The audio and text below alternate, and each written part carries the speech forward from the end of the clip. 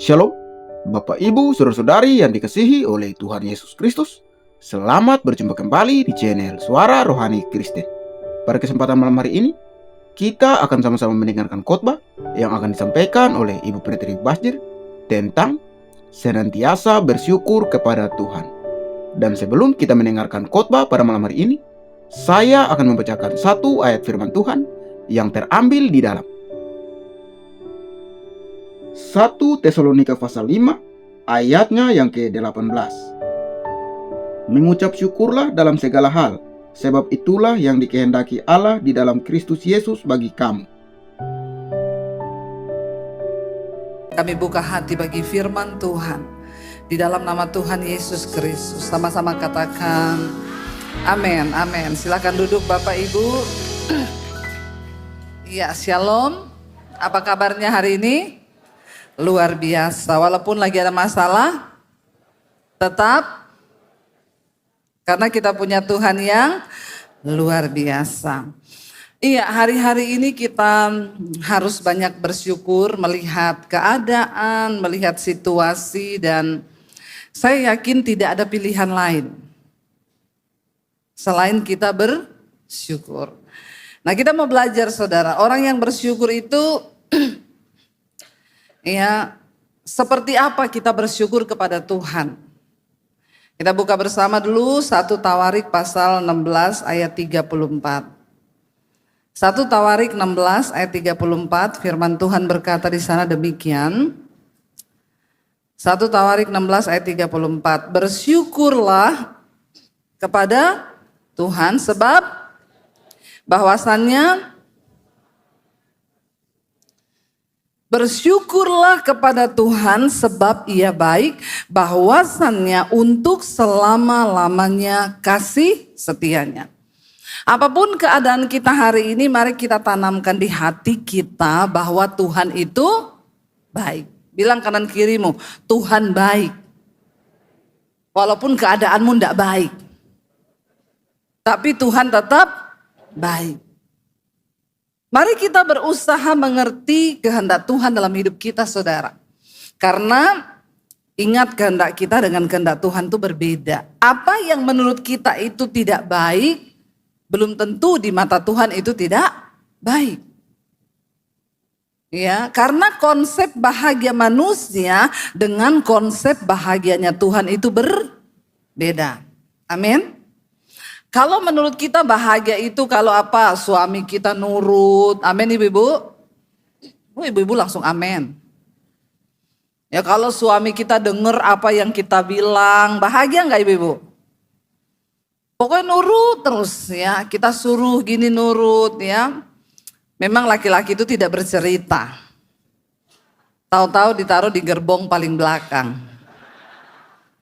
Iya toh?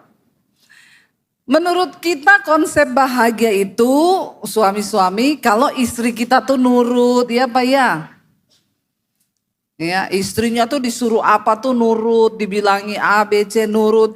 Menurut kita tuh bahagia itu kalau ya yang ada di konsep kita. Makanya banyak orang tuh menikah, dia berpikir wah menikah itu untuk bahagia. Saya kalau konseling pernikahan saudara, yang pertama saya bilang begini. Kamu jangan pernah mimpi menikah untuk bahagia loh. Amin. Nanti kamu kecewa. Karena konsep bahagiamu dengan konsep bahagia firman Tuhan itu berbeda. Ya. Berbeda saudara. Ya, menurut kita tuh hidup itu bahagia kalau semua yang kita mau ada. Semua yang kita pengen itu tersedia. Tapi firman Tuhan bilang bahagia itu apa? Anggaplah sebagai suatu kebahagiaan apabila kamu jatuh dalam berbagai-bagai. Amin. Itu bahagia itu. Ya, kalau kita jatuh dalam berbagai-bagai pencobaan, anggaplah itu sebagai suatu kebahagiaan. Karena engkau tahu bahwa ujian terhadap imanmu itu menimbulkan ketekunan. Ketekunan menimbulkan tahan uji. Dan kalau sudah tahan uji menerima mahkota Amin. Karena itu jangan pernah bilang Tuhan itu tidak baik. Kenapa kita harus bersyukur? Bahwasannya untuk selama-lamanya itu Tuhan itu baik. Walaupun kita rasa keadaan kita tidak baik. Tapi kita harus percaya bahwa Tuhan turut bekerja dalam segala perkara untuk mendatangkan kebaikan hidup kita. Ya itu. Kenapa kita harus bersyukur? Karena Tuhan itu baik. Ya, tanamkan dalam hati kita dulu saya walaupun susah, saya berusaha menanamkan di hati saya Tuhan itu baik. Kalau orang sudah menuduh Tuhan itu tidak baik, wah bahaya saudara. Mana Tuhan Bu? Katanya Tuhan ada, katanya Tuhan baik, katanya rencana Tuhan begini, katanya kenapa saya begini? Ya, jangan pernah menuduh Tuhan itu tidak baik. Karena engkau akan jadi manusia yang murtad dan kau tidak akan pernah melihat mujizat dan pertolongan Tuhan. Lalu yang kedua saudara, nah saya mau bilang kalau Tuhan itu baik, kita ini merasakan kebaikan Tuhan kan? Siapa yang sudah merasakan kebaikan Tuhan? Angkat tangan. Contoh kebaikan Tuhan itu apa? Ada yang bisa sebut satu aja, contoh kebaikan Tuhan. Yang paling umum, yang kelihatannya sepele, simpel, tapi itu kebaikan Tuhan. Siapa yang bisa angkat tangan? Dapat sepeda loh. Ya, satu kebaikan Tuhan apa? Ya, kita masih bernapas kan kebaikan Tuhan loh. Hidungnya masih oke semua buat napas. Nah, itu berarti kebaikan. Kalau tersumbat satu coba. Susah. Kita bisa bangun pagi, buang air kecil, buang air besar, lancar. Tuhan baik gak? Baik, karena kalau kau tidak bisa buang air kecil, kau harus pergi ke rumah sakit. Biayanya berapa? Mahal. Apalagi kalau pakai BPJS, tunggu dulu. Sampai dokter datang. Ya. Karena kalau BPJS ya memang harus sabar-sabar saudara. Ya, namanya juga BPJS kan. Biaya pas-pasan, jiwa selamat. Jadi tunggu. Ya tunggu sampai dokter datang.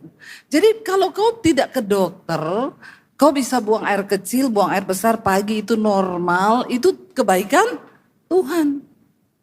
Anakmu sehat, ya rumah tanggamu baik, ya itu kebaikan Tuhan. Walaupun uang agak kurang-kurang sedikit, enggak apa-apa, Tuhan baik.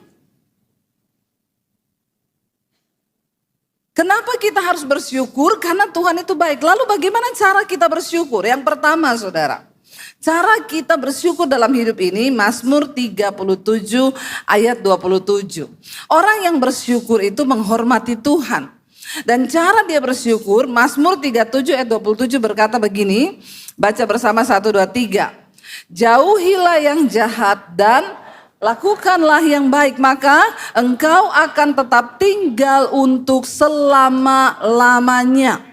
Orang yang bersyukur, dia menghormati Tuhan. Dia menjauhi yang jahat dan melakukan yang baik. Saudara bisa bedakan yang jahat dan yang baik enggak? Ada yang tidak bisa bedakan? Kita semua kan bisa bedakan tuh, yang jahat itu mana, yang baik itu mana. Karena semua manusia itu diciptakan, dikasih otak sama Tuhan. Dan manusia kenapa dikatakan makhluk yang mulia? Kita bukan cuma punya otak, kita ini dikasih akal budi. Dikasih akal budi. Jadi kita bisa bedakan mana yang baik, mana yang jahat. Kucing itu punya otak enggak? Tapi kucing punya akal budi enggak? Kok tahu pernah jadi kucing?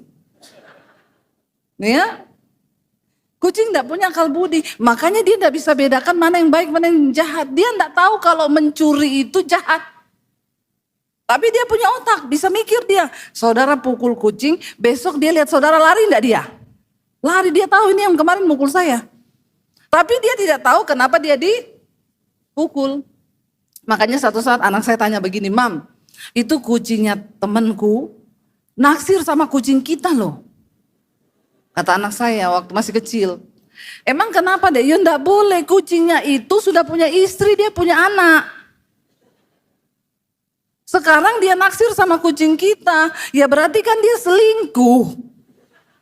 Saya bilang sama anak saya, enggak bisa kamu bilang begitu dek, kucing itu enggak ada kata selingkuh. Kalau orang enggak boleh.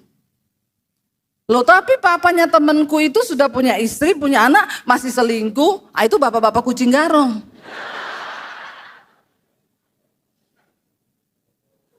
Itu disebut bapak-bapak kucing. Kan ada lagunya, ini ulah si kucing garong. Iya toh bapak-bapak, jangan kau jadi kucing. Ya, saya bilang sama anak saya, kucing itu punya otak, tapi dia nggak bisa mikir mana yang baik karena dia nggak punya akal. Kalau manusia diciptakan Tuhan punya akal, harus bisa bedakan mana yang baik, mana yang jahat. Anak kecil itu kita nggak usah ajari dia, oh mencuri itu jahat. Dia tahu dengan sendirinya. Anak SD itu kita nggak usah ajarin. Kenapa saudara? Ya karena memang semua manusia diperlengkapi oleh Tuhan untuk bisa membedakan mana yang baik, mana yang jahat. Alkitab berkata Tuhan itu menuliskan hukumnya di dalam hati manusia supaya kita tahu. Jadi kalau ada manusia tidak bisa bedakan yang baik dan yang jahat, itu manusia kucing. Nah itu. Cara kita bersyukur pada Tuhan. Jauhilah yang jahat, lakukan yang baik. Supaya engkau tetap tinggal sampai selama-lamanya. Ya, mau umur panjang enggak? Siapa yang mau umur panjang? Enggak ada. Mau mati enggak? Aneh juga nih jemaat agak lain ya. Ya, Alkitab bilang supaya engkau tinggal selama-lamanya, anak-anak muda perhatikan, jauhi yang jahat, lakukan yang baik. Ayo kita mulai, oh kalau saya ini tidur bangun jam 10, itu baik atau jahat? Jahat itu sama orang tua. Orang tua sudah bangun bekerja di dapur, kamu masih tidur sampai jam 10, itu namanya anak-anak kucing. Jangan ya. Kita tahu malas itu dosa, rajin itu baik. Ya, kita tahu. Kita enggak usah diajarkan. Kita tahu mana yang baik, mana yang jahat. Kita tahu mana dosa, mana tidak. Selingkuh itu dosa enggak? Ibu-ibu semangat sekali ngomongnya ya. Kenceng lagi ya. Dosa, bapak-bapak, selingkuh itu dosa. Ya. Jangan kau coba-coba selingkuh karena sekarang ini banyak ani-ani. Di lapangan padel ada, namanya Adel, ani-ani padel. Di lapangan tenis ada Anes, ani-ani. Ani-ani ini sekarang semua lapangan dia masuki. Jadi hati-hati, di gereja ada ani-ani enggak? Ada. Jangan ada ani-ani menyamar ya jadi singers, bertobat ya. Bertobat, jangan ya. Tuhan tahu hidup kita ini Tuhan tahu. Ya. Jangan sekali-kali kita ini melakukan yang jahat karena Tuhan itu Maha melihat. Ya, sekarang juga jatuh cintanya selingkuhnya bukan cuma sama cewek, cowok sama cowok juga ada. Amin yang boti-boti. Ya, jangan sampai ada di sini, saya doakan ya. Saya baptis 15 menit. Biar kelepek-kelepek buka mata langsung di sorga. Lebih baik tubuhmu binasa tapi jiwamu selamat. Ya, lesbi-lesbi juga banyak sekarang sudah merajalela. Indonesia menjadi negara nomor 5 di dunia yang terbanyak LGBT. Ya, bayangkan saudara. Nomor 5 di dunia. Apa yang sedang terjadi hari-hari ini? Ya, bahkan tidak sedikit di dalam gereja. Kita berdoa loh, ini adalah satu kemurtatan yang luar biasa yang Tuhan benci. Kalau engkau mau melihat hidup, mau melihat hari-hari yang baik, jauhi yang jahat, lakukan yang baik. Ini artinya hidup di dalam pertobatan. Amin. Ya, bapak-bapak, kalau kau digoda di luar sana, makanya bapak-bapak coba taruh foto istri di dompet. Siapa yang di sini bapak-bapak ada foto istrinya di dompet, angkat tangan. Ya, ada bapak? Luar biasa ya, ada loh beberapa suami taruh foto istrinya di dompet ya. Luar biasa ya. Makanya bapak kuat karena kalau dimarahin bosnya di kantor, dimaki-maki bosnya dia selalu tersenyum, dia buka dompet dia tersenyum. Satu kali tanya sama bosnya, kamu kok tiap saya marah, kamu ndak tersinggung buka dompet senyum, itu kenapa? Coba mau lihat dompetnya, ada foto istrinya. Luar biasa istrimu, iya. Setiap kali bapak maki-maki saya buka dompet, tidak segala kamu sayang.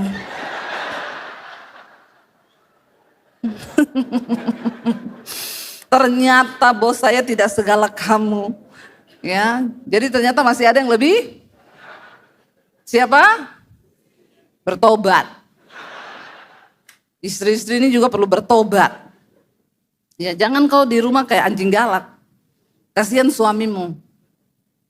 Ya, jadi kita berdoa supaya hidup kita ini menjadi berkat. Karena saya pernah konseling, ada ibu-ibu bilang sama saya gini, Bu, saya itu cemburu loh sama anjing suami saya. Kenapa? Suami saya itu tiap pulang kantor masuk ke kandang anjing. Belok ke samping rumah kandang anjing. Setengah jam dia mainan sama anjingnya. Baru masuk rumah. Kalau masuk rumah juga mukanya berubah. Tapi kalau ketemu anjing itu senang, happy. Saya pernah berpikir saya mau racun nih anjingnya suami saya.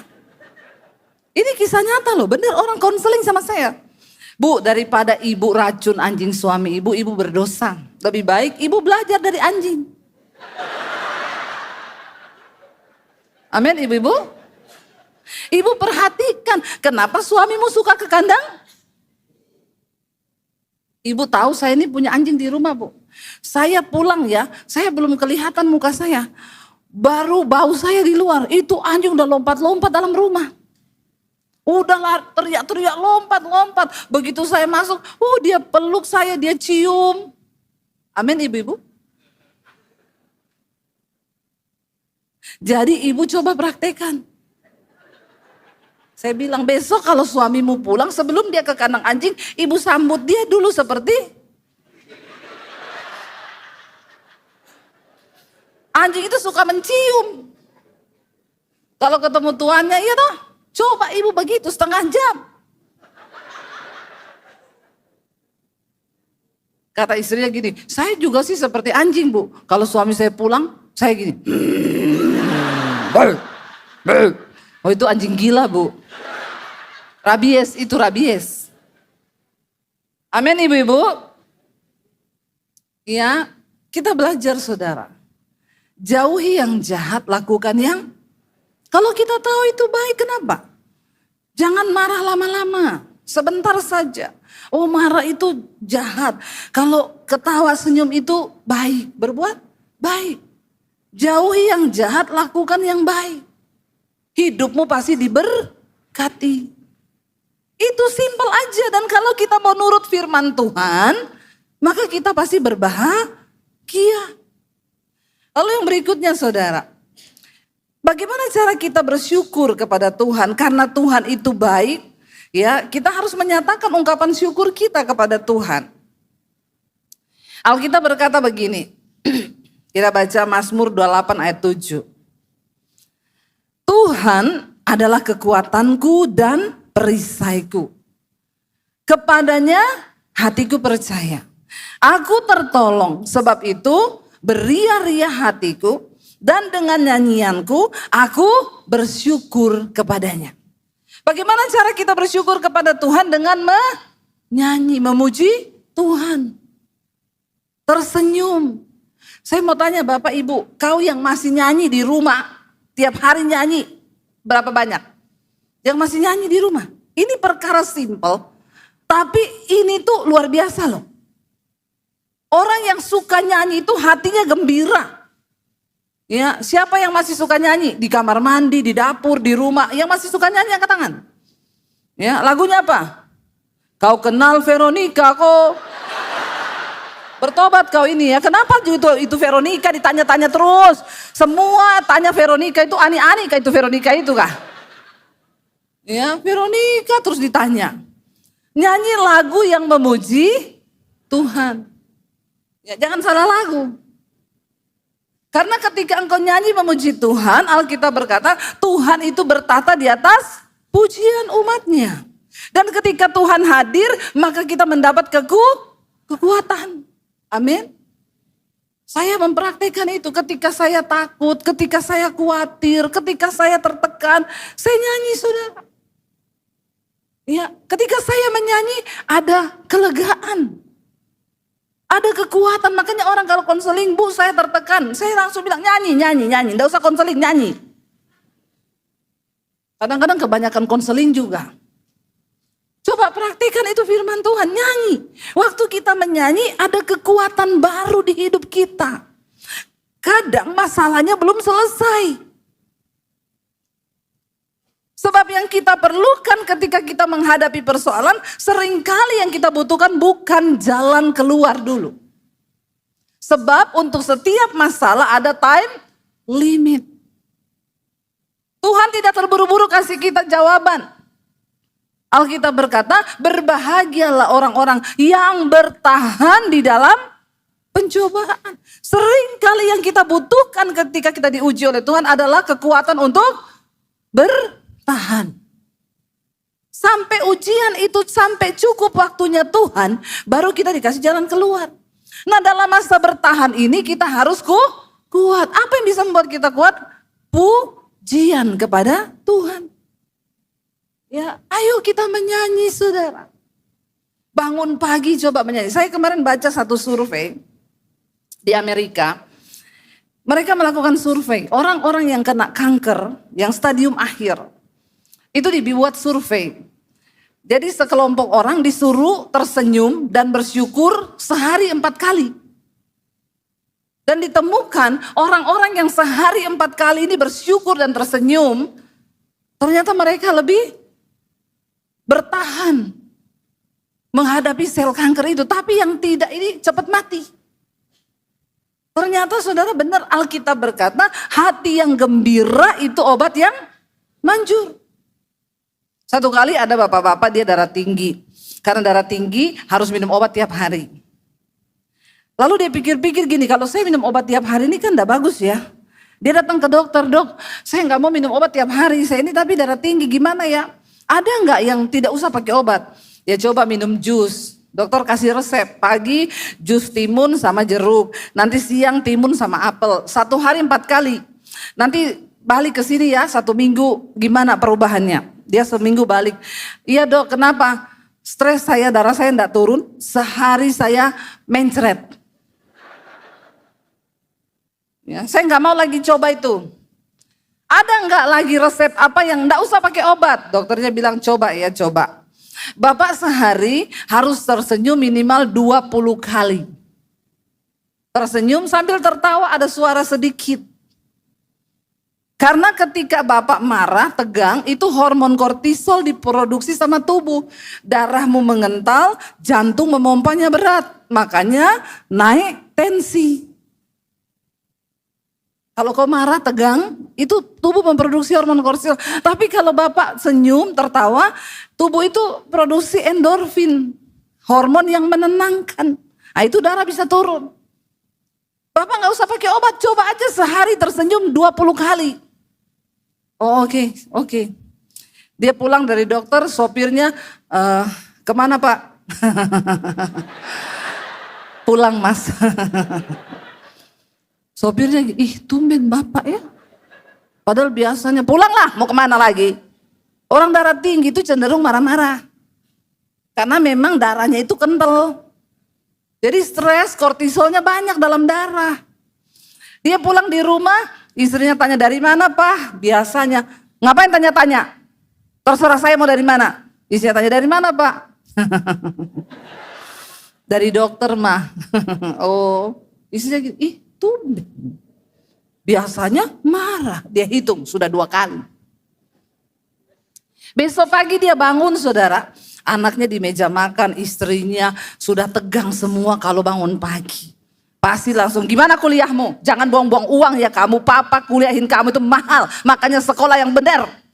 Ini bangun pagi, anaknya pagi Pak. Pagi. Gimana kuliahmu? Anaknya, kenapa papa jadi begini? Lalu ya udah papa berangkat dulu ya. Kuliah yang bener loh ya, mahal loh itu kuliah. Dia hitung sudah 5 kali. Sampai di kantor dia datang saudara. Biasanya kalau dia datang di kantor, itu pegawai-pegawainya lagi ngobrol kan. Bapak ini setiap kali datang, ini bapak ini dia itu ada roh kuda merah. Roh kuda merah itu di kitab Wahyu, roh pencabut damai sejahtera. Orang-orang darah tinggi itu biasa dia dihinggapi roh kuda merah. Marah terus. Jadi kalau dia datang orang lagi ketawa langsung hilang semua senyumnya. Ada orang datang membawa roh. Bapak-bapak kau di rumah jangan kau bawa roh kuda merah ya. Juga ibu-ibu, amin. Dia masuk di kantor semua lagi langsung bos datang, bos diem. Tiba-tiba pagi pak. Pagi. Loh kok jadi begini? Dia masuk ke ruangan. Pegawainya mau antar laporan. Biasanya kalau ngantar laporan ini yang paling sengit. Dia maki-maki kalau ada salah satu angka. Goblok kamu, kenapa bisa salah? Begini. Diketok. Pak pagi pak mau antar laporan. Oh iya, duduk. Silakan jangan salah ya. Ada yang salah saudara. Dia bilang, kok salah ya ini goblok ya. Kenapa ya goblok? Gobloknya tetap. Tapi dengan senyum. Jadi beda arti. Ya tak? Sama-sama goblok tapi senyum. Goblok banget ya. Dan saudara tahu 1 minggu dia praktekkan itu. Dia balik ke dokter. Dok, saya gak minum obat loh. Darah saya normal. Alkitab itu gak pernah bohong. Hati yang gembira itu obat yang. Coba praktekkan bapak-bapak. Lihat istrinya senyum coba. Istri-istri juga senyum coba istri-istri. Sama suami ya senyum ya. Bangun pagi senyum. Lihat suami senyum. Amin. Masak senyum. Amin. Kau gak usah pergi tarik-tarik benang. Gak usah tarik kabel. Tarik kawat. Ya, maka wajahmu itu pasti berseri-seri. Coba praktekkan bangun pagi nyanyi, bersuka cita, maka beda saudara. Ya orang akan kok beda ya beda karena kita di hati itu orang sekarang itu orang bersyukur itu sudah jarang. Kenapa di jalan sekarang kita lihat di media sosial, dikit-dikit orang berantem, dikit-dikit ribut, di jalan saling pukul, tukang ojek ketemu sopir angkot berantem. Kenapa saudara? Karena orang akhir zaman memang dibuat tidak bisa bersyukur. Ketika kita bersyukur, Alkitab berkata jangan lihat keadaanmu baru kau bersyukur. Karena ucapan syukur itu tidak tergantung dari keadaan. Tapi kita percaya Alkitab menjamin orang yang bersyukur akan mengalami berkat Tuhan. Yang pertama apa? Kesehatan. Hati yang gembira, obat yang manjur. Kalau Alkitab tulis begitu berarti benar enggak saudara? Benar, Alkitab itu teruji kata firman Tuhan. Teruji, murni dan memang ya dan amin. Jadi bapak-bapak yang darah tinggi.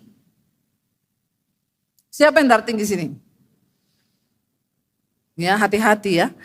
Begitu kau marah, tubuhmu memproduksi kortisol, hormon stres. Kalau kortisol tinggi dalam darah itu penyebab kanker. Ya, itu penyebab segala macam penyakit itu penyebabnya. Tapi ketika hatimu bersuka cita, hatimu bergembira, darahmu itu lancar.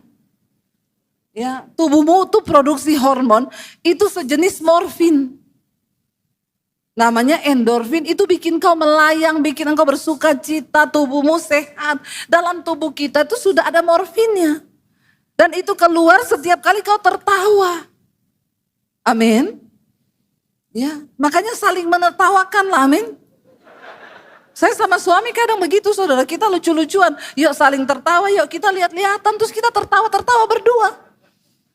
Agak gila sih memang. Tapi nggak apa-apa, gembira kan? Sukacita kan?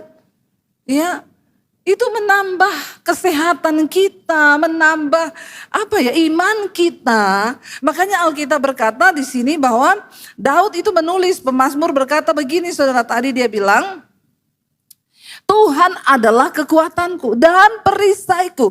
Kepadanya hatiku percaya, aku tertolong, sebab itu hatiku beria-ria. Dan dengan nyanyianku, aku akan bersyukur kepadanya. Nyanyi, saudara. Kita bisa mengalahkan iblis itu dengan pujian penyembahan. Saya pernah doakan orang kerasukan. Waduh, rambutnya panjang berdiri ke atas, matanya mau keluar merah. Saya bilang, Tuhan nih setan, bener nih Tuhan setan. Saya mau lari, saudara. Karena saya takut lihat. Saya tengking dalam nama Yesus. Pertama dia panas. Saya tengking lagi, dia ketawa lihat saya. Waduh, saya takut. Saya mau lari, tapi kalau saya lari saya kalah. Lalu saya berdoa, Tuhan ngapain? Ya, enggak usah ditengking, nyanyi, naikkan pujian. Ya, saya ambil gitar itu saya nyanyi. Ya, saya nyanyi, ada kuasa dalam darahnya, darah domba Allah. Dia terlempar di ruangan itu, saudara, dia terbang dari sana ke sini terbang, itu kursi jatuh semua. Saya nyanyi, ada kuasa dalam darahnya, darah anak domba Allah. Saya di situ baru melihat kuasa pujian penyembahan. Waktu engkau memuji Tuhan, hadirat Tuhan turun. Bahkan setan juga tidak betah tinggal di rumahmu. Amin. Roh marah pergi, roh kuda merah pergi.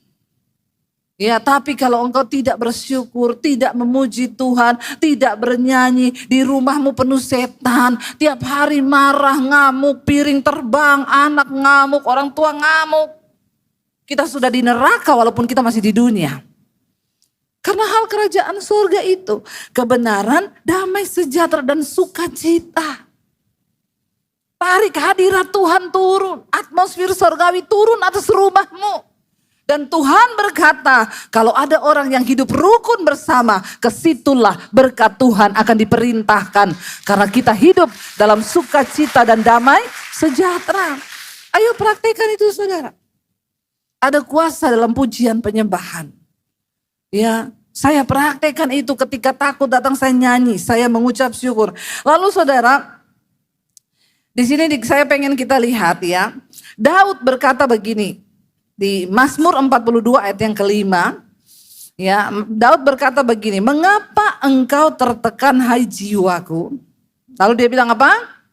Dan gelisah dalam diriku, berharaplah kepada Allah, sebab aku akan bersyukur lagi kepadanya, penolongku dan Allahku. Ketika pemazmur mengalami tertekan dalam jiwa, kalau kau tertekan, coba jangan buru-buru cari konseling. Nggak usah buru-buru curhat sama besti. Udah gitu telepon, aku lagi tertekan nih, pengen curhat dong. Tapi janji ya, kamu jangan cerita ke siapa-siapa. Dibalas bestinya, kalau kau tertekan, kau curhat sama aku, maka aku ikut. Nah kalau aku tertekan, aku juga harus. Jadi kalau aku cerita masalahmu ke orang, itu bukan aku bergosip, tapi aku juga lagi membuang tekananku. Makanya kau jangan heran waktu kau curhat sama orang, orang bocorin curhatanmu. Karena dia juga terpret. Makanya kalau ada masalah, nggak usah cari orang curhat. Nggak usah cari mertua curhat, nggak usah curhat ke ipar. Sering kali curhat-curhat ini bisa bikin orang berantem. Ya telepon teman besti mau curhat nih. Tapi jangan ngomong-ngomong ya. Kau belum ngomong, dia sudah telepon temanmu. Dia mau curhat. Tentang apa? Belum, nanti tak cerita ya. Mati nggak itu saudara? Ya apalagi orang kalau ngomong kan dibumbuin toh. Kita cerita ubi jadinya kolak. Ditambah gula, ditambah santan. Pemazmur bilang, ketika engkau tertekan, mengapa engkau tertekan jiwaku, gelisah dalam diriku, berharaplah kepada Allah, sebab aku akan bersyukur lagi kepada Tuhan. Bilang kepada jiwamu, waktu kau tertekan, ada masalah, hai jiwaku, bersyukurlah kepada Tuhan. Ngomong sama Tuhan. Kalau tertekan masuk kamar, tutup pintu, doa, nangis. Tuhan, aku bersyukur apa yang aku alami ini. Aku tahu Tuhan turut bekerja mendatangkan kebaikan. Engkau akan merasakan kelegaan. Kelegaan bukan kau dapatkan waktu kau curhat. Kau dapat kelegaan di dalam hadirat Tuhan. Bapak-bapak, kau ada masalah, ya datang di kaki Tuhan. Bapak-bapak ini memang lebih susah. Disuruh curhat sama Tuhan tuh susah. Disuruh percaya Tuhan tuh susah. Kenapa? Karena bapak-bapak selalu pakai logika. Makanya lebih banyak yang botak laki-laki daripada perempuan. Maaf saya bilang, iya karena semua kau pikir dengan otakmu. Ya, kalau botak di belakang tuh pinter, botak di depan banyak berpikir. Kalau botak semua dia pikir dia pintar. Kau enggak pinter. Tuhan yang pintar dalam hidup ini. Maka jangan kau pikir sendiri, berat hidupmu. Berserahlah kepada Tuhan. Curhatlah kepada Tuhan. Supaya kita mengalami kelegaan di dalam Tuhan. Bapak Ibu, yuk hari-hari ke depan ini berat. Tapi satu hal kita harus percaya, dunia boleh berubah, harga boleh berubah, firman Tuhan tidak pernah berubah. Kalau dia berjanji menyertai kita, maka dia akan menyertai kita, amin. Saya undang para imam musik boleh maju ke depan. Mari kita mau datang sama Tuhan, saudara. Kita mau bilang kepada Tuhan, kami bersyukur Tuhan. Karena penyertaan-Mu dalam hidup kami boleh mengalami anugerah Tuhan dalam hidup kami. Kita percaya bahwa ketika kita memuji Tuhan, menyembah Tuhan, maka kita melihat anugerah Tuhan tercurah. Kita nyanyi pujian, mulutku penuh dengan pujian. Kepadamu ya Yesus Tuhan. Bangkit berdiri bersama saudara. Bapak, Ibu, saudara-saudari yang dikasihi oleh Tuhan Yesus Kristus, kita telah bersama-sama mendengarkan khotbah yang telah disampaikan oleh Ibu Penteri Bashir tentang senantiasa bersyukur kepada Tuhan. Kiranya lewat khotbah yang telah kita dengar pada malam hari ini memberkati setiap kita orang percaya. Sampai jumpa kembali di video-video selanjutnya.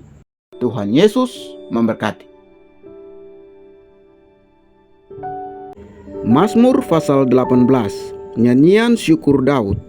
Untuk pemimpin biduan dari hamba Tuhan yakni Daud, yang menyampaikan perkataan nyanyian ini kepada Tuhan pada waktu Tuhan telah melepaskan dia dari cengkraman semua musuhnya dan dari tangan Saul. Ia berkata, "Aku mengasihi Engkau ya Tuhan, kekuatanku. Ya Tuhan, bukit batuku, kubu pertahananku dan penyelamatku. Allahku, gunung batuku, tempat aku berlindung. Perisaiku, tanduk keselamatanku, kota bentengku. Terpujilah Tuhan, seruku, maka aku pun selamat daripada musuhku. Tali-tali maut telah melilit aku, dan banjir-banjir jahanam telah menimpa aku. Tali-tali dunia orang mati telah membelit aku. Perangkap-perangkap maut terpasang di depanku.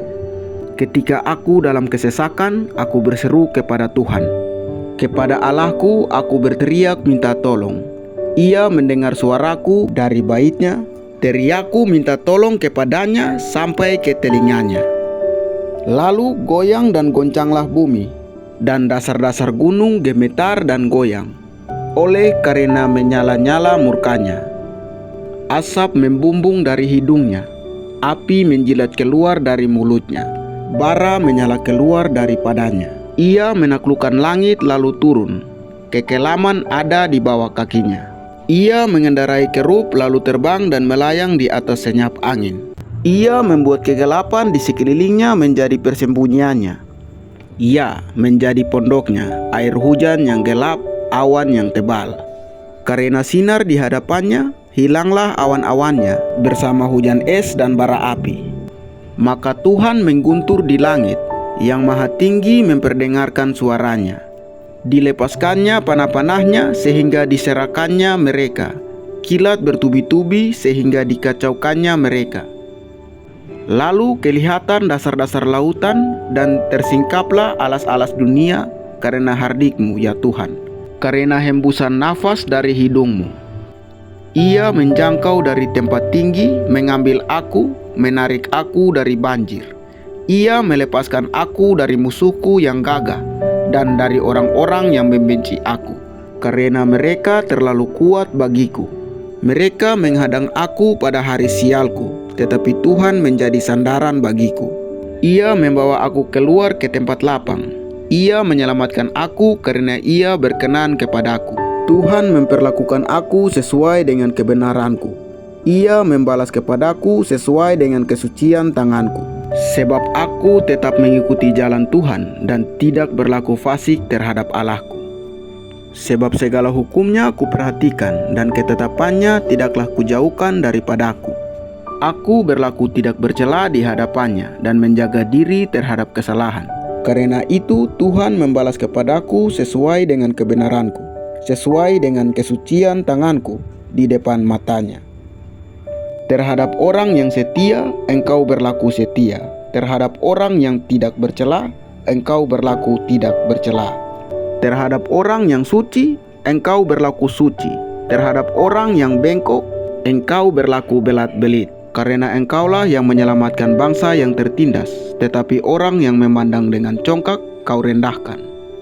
Karena engkaulah yang membuat pelitaku bercahaya, Tuhan Allahku menyinari kegelapanku. Karena dengan engkau, aku berani menghadapi gerombolan, dan dengan Allahku, aku berani melompati tembok. Adapun Allah, jalannya sempurna, janji Tuhan adalah murni. Dia menjadi perisai bagi semua orang yang berlindung padanya. Sebab siapakah Allah selain dari Tuhan, dan siapakah gunung batu kecuali Allah kita?